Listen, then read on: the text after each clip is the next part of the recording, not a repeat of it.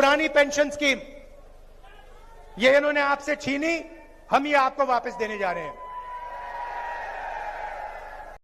इन्होंने old pension scheme को लेकर कितना बवाल खड़ा किया था, लेकिन देश ने जब इनका झूठा गपबाजी, गुमराह करने के तरीके पकड़ लिए, तो अब ये ओपीएस का नाम लेना भी बंद कर दिए हैं।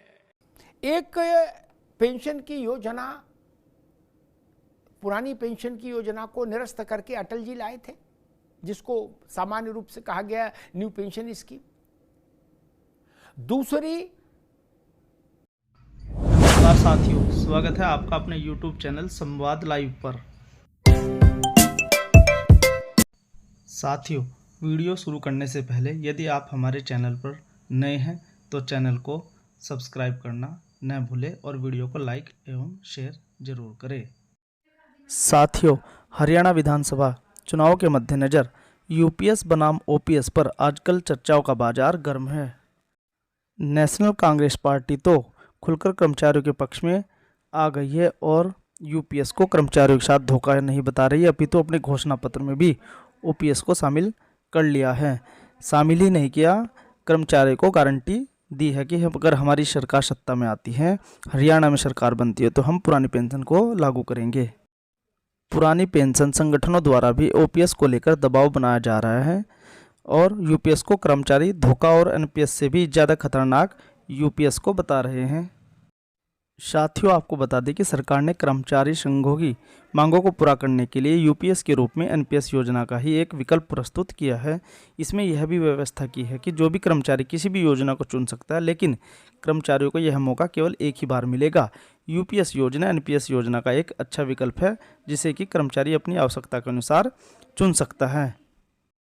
यूपीएस बनाम ओपीएस को लेकर आए दिन टीवी पर विभिन्न राष्ट्रीय चैनलों पर डिबेट होती रहती है, जिसमें यूपीएस ओपीएस की बराबरी कर सकती है या नहीं कर सकती, इस विषय पर चर्चा लगातार सरेआम होती रहती है। आइए आपको भी हम एक ऐसी ही TV debate, TV Bharat 9 Bharatvarsh पर हो रही एक डिबेट को हम आपको दिखाते हैं, जिसमें विजय कुमार बंधु और अन्य कर्मचारी नेता, राष्ट्रीय पार्टियों के नेता आपस में किस प्रकार से डिबेट कर रहे हैं, इसकी एक झलक हम आपको दिखाते हैं। और ओपीएस बना टीवी डिबेट का मुद्दा, आइए देखिए एक झलक। पेंशन की योजना, पुरानी पेंशन की योजना को निरस्त करके अटल जी लाए थे, जिसको सामान्य रूप से कहा गया न्यू पेंशन स्कीम। दूसरी, एनपीएस को बिना खारिज किए एनपीएस के बगल में एक दूसरी योजना खड़ी की, वो मोदी जी के कार्यकाल में हुआ, यूपीएस, यूनिफाइड पेंशन स्कीम। लेकिन इन दोनों स्कीम्स को, ये जिनके लिए है स्कीम, उनका समर्थन, उनकी स्वीकृति हासिल नहीं हो पाई। अन्यथा जब दो स्कीम बाजार में हैं, तो फिर ये कर्मचारी सड़क पर क्यों है? देखिए अमिताभ जी, अब आज ऐसा वक्त आ गया है कि हमको ये समझना होगा कि क्या हम उस मोड़ पे फिर से खड़े हैं, जब ओल्ड पेंशन स्कीम को हटा के नई पेंशन वाली जो स्कीम जो अटल बिहारी वाजपेयी की गवर्नमेंट ने प्रपोज किया था, लाई थी, और उसके बाद में मनमोहन सिंह और मोंटेक सिंह आहलूवालिया दोनों ने ही राज्य सरकारों को साथ लेते हुए इसको लागू भी किया। क्यों किया था? क्योंकि ये कहा गया था कि देश उस राह पे खड़ा है कि जहां ओपीएस को कंटिन्यू करना पॉसिबल ही नहीं, क्योंकि अर्थव्यवस्था चरमरा जाएगी और देश का खजाना खाली हो जाएगा। हम उस स्थिति में थे, इसीलिए एक नई पेंशन स्कीम लाई गई, उसमें रिफॉर्म्स की जरूरत थी। आज भी जब तीसरे टर्म की सरकार आई थी, तो प्रधानमंत्री ने काफी साफ शब्दों में कहा था कि तीसरे टर्म की सरकार जो होगी, बड़े फैसले की होगी, कड़े फैसले की होगी, और शायद ऐसे फैसलों की भी होगी जो शायद हर एक तरह से स्वीकार्य नहीं। आज विपक्ष उसके यूपीएस के खिलाफ है, ये सच है, लेकिन ये भी भूल रहे कि ये वही विपक्ष है जिसकी सरकार ने इसका समर्थन किया था कि ओपीएस नहीं हो सकता। आज हिमाचल के हाल देखिए, 80% जो स्टेट का फंड है वो सिर्फ पेंशन में जाता है। आज राजस्थान का हाल लीजिए, 23% जाता है, पंजाब में 34% जाता है, और ये सारे वही सरकारें हैं, वही राज्य हैं जो बाद में केंद्र सरकार के पास जाती है, कहती है कि भाई हमारे पास सैलरी देने तक के पैसे नहीं। तो हमको शायद ये देखना होगा, आज जो भी लोग सड़क पे है, मैं तो यही कहूंगी कि हर एक स्कीम, हर कोई रिफॉर्म जब होता है तो उसमें कहीं ना कहीं कमियां होती है। इसमें भी है, अर्धसैनिक बलों को लेके मुझे लगता है थोड़ी और क्लैरिटी होनी चाहिए, नेताओं को भी उसी ब्रैकेट में आना चाहिए, ये भी होना चाहिए। लेकिन आज देश की ये जरूरत है कि वन नेशन वन इलेक्शन भी हो और ये यूपीएस भी हो, और इसको हम जी। समझें। ठीक। इसमें एक समस्या ये है सुजाता जी कि इस पूर्व का ऐसा कोई अनुभव नहीं, कोई उदाहरण नहीं भारत के सामने। हमने बड़े बड़े बदलाव होते देखे 4 दशकों में। मनमोहन नरसिंह राव जी जब उदारीकरण की ओर देश को ले गए तो भी हिचकोले देखे। राजीव जी कंप्यूटर लाए तो भी हिचकोले देखे। उसके धरना प्रदर्शन भी कुछ हुए कि सबकी नौकरी चली जाएगी। लेकिन समय के साथ बहुत जल्दी चीजें सबसाइड हो गई, सब समाधान पा गई। क्या? और फिर स्वागत होने लगा। गंभीर बात कह रहा हूं।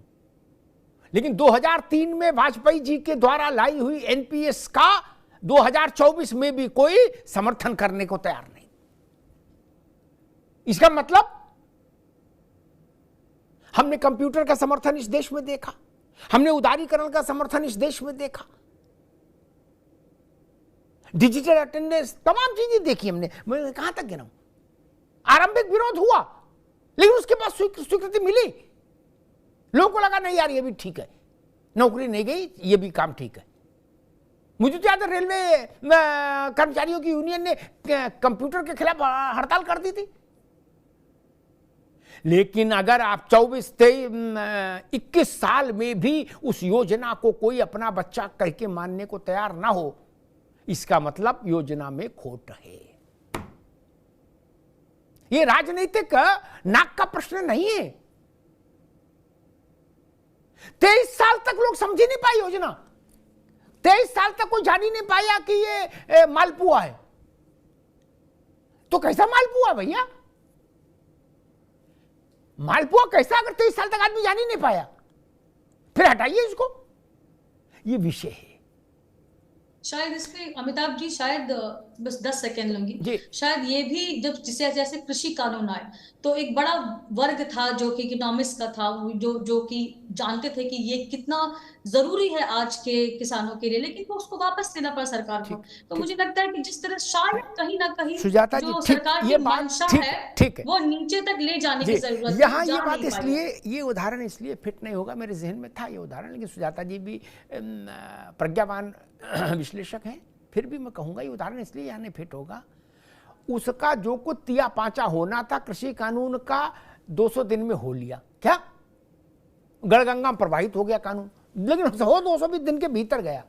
मैं क्या कह रहा हूं, 21 साल से कसरत जारी है। हम कैसा कानून लिया यार? 21 साल तक समझ ही नहीं आया किसी को, तो अब कब समझ आएगा? उम्र दराज मांग कर लाए थे, 4 दिन दो आरजू में कट गए, तो इंतजार में। जिसने भी बनाया, जो भी विद्वान थे, उन सब पर लानत भेजो। क्या कानून वित्त सचिव के लिए है? नहीं। फाइनेंस मिनिस्टर के लिए है? नहीं। नहीं ना। कानून तो विजय बंधु और दूसरे, और जो डाकिया हैं, जो पोस्ट मास्टर हैं, पोस्टमैन हैं, जो कंपाउंडर हैं सरकारी अस्पताल में, मास्टर हैं, और इन सब से ऊपर, इन सब के साथ हमारे भारत की सुरक्षा के लिए जो लोग बलिदान दे रहे हैं, उनके लिए है ना कानून। कि अंग्रेजी जानने वाले 10 लोगों का ना, well done, very good law, okay, oh my God, उससे तो देश नहीं चलेगा ना। जिनके लिए है, डॉक्टर ने कहा ये दवा बहुत अच्छी है, आपने कि इसी आंखों में डाल दो, इससे आंखों की रोशनी बढ़ जाएगी, पता लगा आंखों की रोशनी चली गई, और डॉक्टर फिर भी अड़ा कि ना यही डालते रहो। ये भी तो देखेंगे मरीज पर रिएक्शन क्या है। मेरा सवाल यही है, 21 साल तक कोई कानून अगर अपनी जगह नहीं बना पाया सुजाता जी, तो उस कानून को जाना ही होगा। आज जाए, कल जाए, परसों जाए, ये मेरा समझ कहती है। क्या 21 साल कम नहीं भाई, 4 साल और होते तो चौथाई शताब्दी हो जाती। विजय बंधु जी, भाई सरकार जिस आशय से यूपीएस लाई थी उसने ये कहा भी था, जिस दिन इसका अनाउंसमेंट किया उस दिन सरकार ने भी कहा, अधिकारियों ने भी कहा, राजनेताओं ने भी कहा कि भाई जो शिकायतें थी एनपीएस की वो हमने दूर कर दी वो यूपीएस लाके। अच्छा, यूपीएस से आदमी फैमिलियर भी था भारत में, कंप्यूटर में लगाते थे यूपीएस, है तो उसको लगा कि वैसे ही मामला है, ठीक है। लेकिन हम देख रहे हैं आपसे मेरा मतलब सरकारी कर्मचारी फिर सड़क पर हैं और देश भर में आक्रोश मार्च निकाल रहे हैं, क्यों? जी बिल्कुल सही कहा। अगर यूपीएस से लोग संतुष्ट होते तो कल पूरे देश में, ये अपने आप में अद्भुत बात है कि ये किसी एक जिले में या 4 जिले में नहीं हुआ है, एक प्रदेश में 2 प्रदेश में नहीं हुआ है, पूरे देश के सभी जिला मुख्यालयों पर हुआ है। और ये जो भीड़ आई है कल जिलों जिलों पे आई है, ये न किराए पे लाए गए हैं, न इनको खरीदा गया है, न इनको जबरदस्ती बस में भर के लाया गया है रैलियों की तरह। ये स्वतः अपने हित अहित को समझते हुए सड़कों पे आए हैं। अगर इस बात का ये द्योतक है कि न एनपीएस न यूपीएस इनको पसंद नहीं है, अब उसके कारण क्या है? पिछले 20 सालों से यही सरकार कह रही थी कि एनपीएस बहुत अच्छी है, बहुत ही शानदार योजना है, फिर अचानक उनने स्वीकार किया तो यूपीएस ला खड़ा कर दिया। इसका मतलब जो बात पिछले कई सालों से कही जा रही थी वो बिल्कुल सही है, वो बिल्कुल सही थी कि एनपीएस ठीक नहीं थी, तभी तो यूपीएस लाई। अब जब कहा जा रहा है कि यूपीएस ठीक नहीं है, ये उद्योगपतियों के लिए लाई गई व्यवस्था है, इसमें कर्मचारियों का कोई फायदा नहीं है, और मैं बड़ी जिम्मेदारी के साथ कहता हूं न प्रदेश का न देश का कोई फायदा है, क्योंकि पैसा ये हमारा और सरकारी कर्मचारी का और सरकार का पैसा उद्योगपति ले जा रहे हैं। उनका फायदा हो सकता है लेकिन कर्मचारी का और देश का फायदा नहीं। और इस बात का कल प्रमाण हो गया कि इसको पूरे देश ने नकार दिया। इतनी बड़ी संख्या में, इतनी बड़ी, पूरा देश कोई छोटा मोटा देश नहीं है, कन्याकुमारी से लेकर कश्मीर तक, अटक से लेकर कटक तक हर राज्यों में विशाल प्रदर्शन हुआ है। और प्रधानमंत्री जी से या सरकार से बस निवेदन इतने हैं, ये इसलिए आक्रोश हुआ कि हमें एनपीएस यूपीएस स्वीकार नहीं है, हमें चाहिए पुरानी पेंशन, हमें वही हूबहू पुरानी पेंशन दे दीजिए। कुछ कभी कभी तर्क 2 तरह का दिया जाता है। एक तरफ कहा जाता है कि पैसे की कमी है इसलिए योजना आई है, एक तरफ कहा जाता है आपको ज्यादा देना है इसलिए लाई गई है। तो 2 में एक बात तो पहले क्लियर हो कि 2 में सही बात क्या है। और अगर आपने भी कहा कि आर्थिक महाशक्ति हम दुनिया के बन रहे हैं, और जब आर्थिक महाशक्ति हम बन रहे हैं तो उस आर्थिक महाशक्ति बनाने में ये भी देश के नागरिक हैं, इनका भी कोई न कोई योगदान होगा, तमाम विकास कार्यों में योगदान होगा, सरकार की योजनाएं लागू करने में योगदान होगा, इस शिक्षा चिकित्सा व्यवस्था अर्थव्यवस्था में उनका योगदान होगा।